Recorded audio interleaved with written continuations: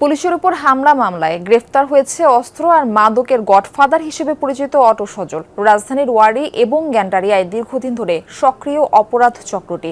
উদ্ধার করা হয়েছে পুলিশের লুণ্ঠিত অস্ত্র, গুলি এবং বিপুল পরিমাণ মাদকদ্রব্য। এদিকে কার্যক্রম নিষিদ্ধ আওয়ামী লীগের প্রতিষ্ঠা বার্ষিকী ঘিরে ঢাকায় জোরদার করা হয়েছে নিরাপত্তা। কোনো শঙ্কা না থাকলেও পুলিশ সতর্ক বলে জানিয়েছে ডিএমপি।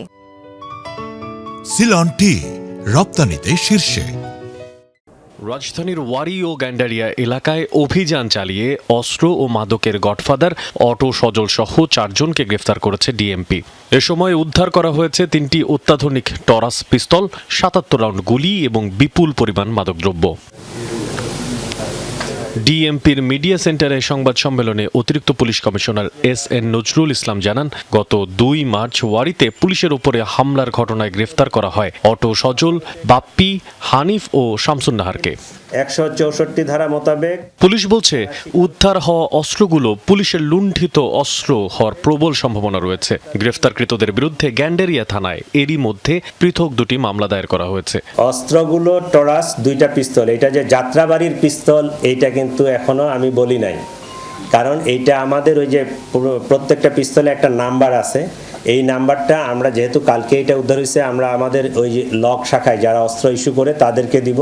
তারা রেজিস্টার চেক করে বলতে পারবে যে এটা কোন থানা থেকে মিসিং হয়েছে বা কোন এলাকা থেকে মিসিং হয়েছে। এদিকে আওয়ামী লীগের প্রতিষ্ঠা বার্ষিকী কেন্দ্র করে পুলিশ সদর দপ্তরের একটি বিশেষ চিঠিতে বলা হয়েছে, দেশের বিভিন্ন জেলায় দলটির নেতাকর্মীরা পতাকা উত্তোলন ও প্রতিষ্ঠা বার্ষিকীর ব্যানার নিয়ে প্রকাশ্যে মিছিল করতে পারে। এতে বিভিন্ন রাজনৈতিক দলের নেতাকর্মীদের সঙ্গে সংঘর্ষের আশঙ্কাও রয়েছে। এমন পরিস্থিতিতে প্রয়োজনীয় সতর্কতা ও নিরাপত্তামূলক ব্যবস্থা নিতে মাঠ পর্যায়ের পুলিশ কর্মকর্তাদের নির্দেশ দেওয়া হয় চিঠিতে।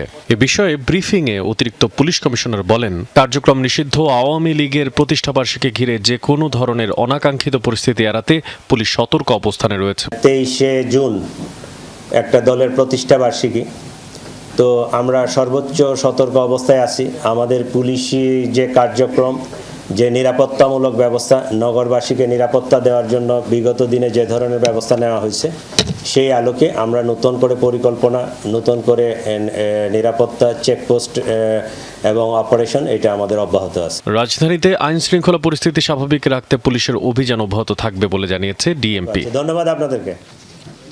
মশিউর অনিক, যমুনা নিউজ, ঢাকা।